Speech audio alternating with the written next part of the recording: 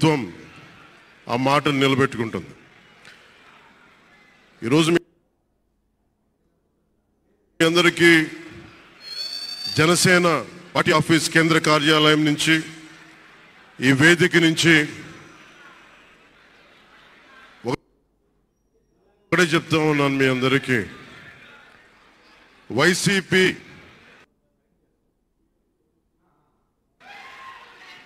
YS Jagan గారు కానీ వారు మన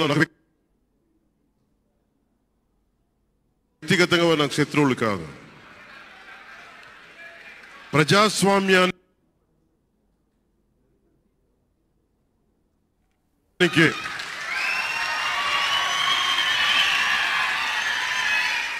ఇది ఓడిపోయారు కదా అని చెప్పి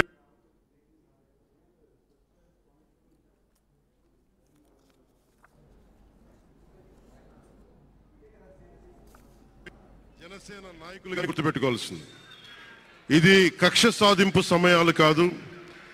5 కోట్ల మంది ప్రజల కోసం పనిచేసే సమయం ఇది. 5 కోట్ల మంది పైచులకు ఆంధ్రప్రదేశ్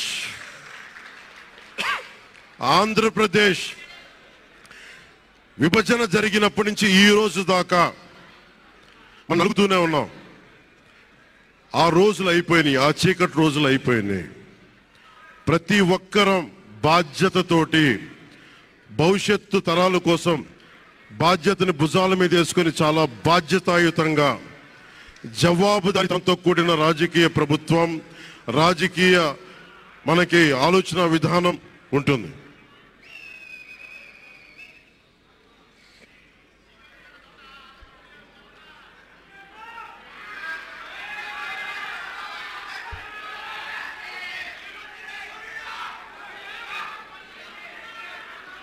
నేను ఆలోచిస్తా ఉన్నాను, ఒక క్షణం ఏం మాట్లాడాలి ఈరోజు అని.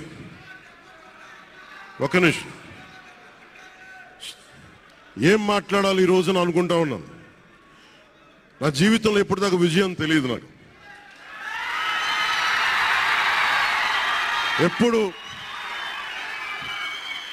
ఎప్పుడు ఒకే ఒకసారి సినిమాల్లో ఉన్నప్పుడు తొలి ప్రేమ అనే విషయం చూశాను.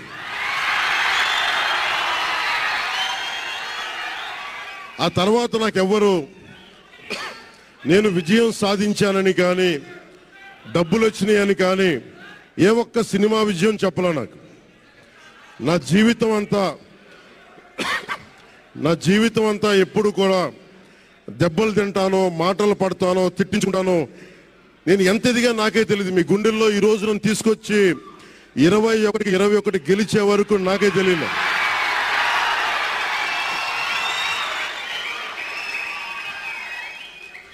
భారతదేశంలో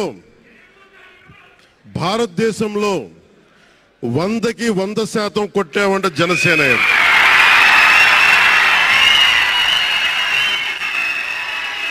100కి 100.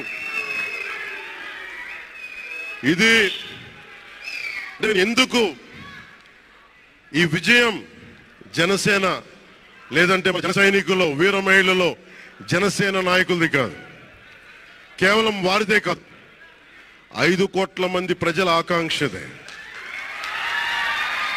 మార్పు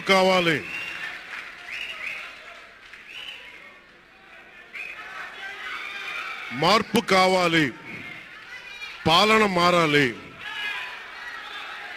ఇవన్నీ చాలా మంది కోట్లాది మంది ప్రజల ఆకాంక్ష. ఈరోజు ప్రజల తీర్పు